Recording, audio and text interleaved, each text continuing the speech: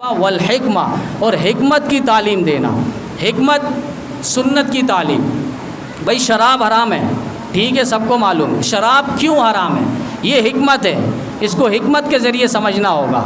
اسی طریقے سے تجارت حلال ہے، ہر شخص جانتا ہے، لیکن حلال کیوں ہے، اس کی کیا لاجک ہے، وجہ ہے، وہ پھر فرمائیں کہ حکمت کے اندر، فقہ کے اندر اور سنت کے اندر آپ کو ملے گی۔ تو دو چیزیں، ایک حدیث ہے اور ایک سنت ہے۔ بعض یہ سمجھتے نہیں ہیں حدیث رسول کیا ہے اور سنت رسول کیا ہے۔ حدیث رسول پر عمل نہیں ہوتا، سنت رسول پر عمل ہوتا ہے۔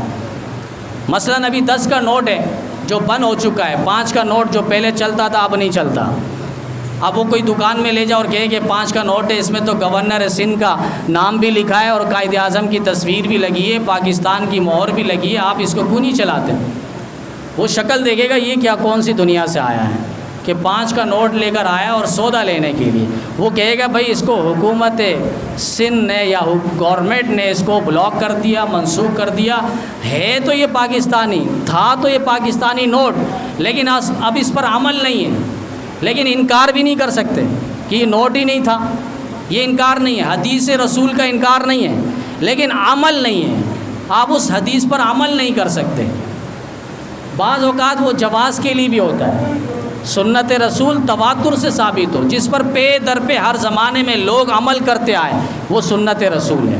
مثلا چپل پہن کے نماز پڑھنا نبی علیہ السلام سے ثابت ہے، نبی علیہ السلام سے ثابت ہے۔ جبریل آئے، نبی علیہ السلام کو پیغام دیا اور کہا کہ آپ کے چپل جوتی مبارک میں کچھ لگا ہے، آپ چپل اتار دیں۔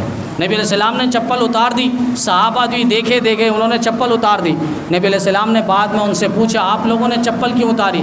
کہا آپ نے چپل اتاری۔ کہا مجھے تو جبریل نے کہا تھا کچھ نجاست گندگی لگی، آپ چپل اتار دیں۔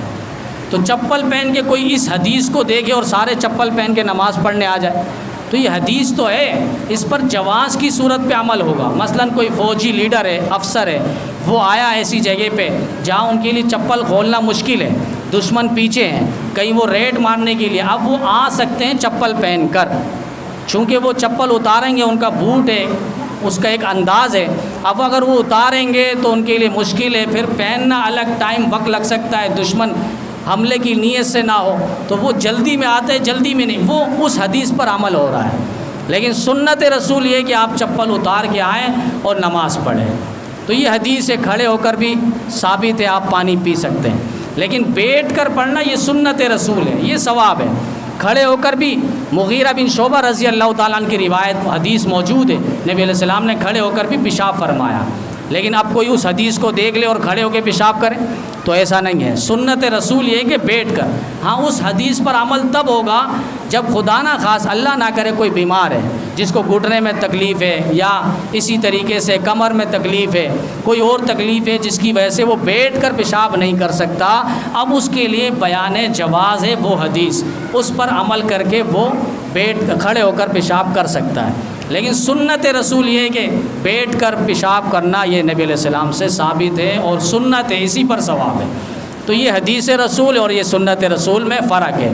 تو اسی طرح حضرت علی المرتضیٰ شیر خدا رضی اللہ تعالیٰ عنہ نے جتنے بھی ہمارے فقہ حنفی امام اعظم ابو حنیفہ رحمۃ اللہ علیہ نے جو فقہ بیان کیے مسائل، وہ تقریباً حضرت علی المرتضیٰ شیر خدا رضی اللہ تعالیٰ عنہ سے مسائل لیے ہیں۔ اور نبی علیہ السلام نے ایک موقع پہ فرمایا اگر کسی مسئلے پر اختلاف ہو جائے تو علی کی طرف رجوع کرنا، علی کی طرف رجوع کرنا۔ وَآقَصَاهُمْ علی، سب سے بہترین فیصلہ کرنے والے، راستہ دکھانے والے وہ علی المرتضیٰ شیر خدا رضی اللہ تعالیٰ عنہ ہیں۔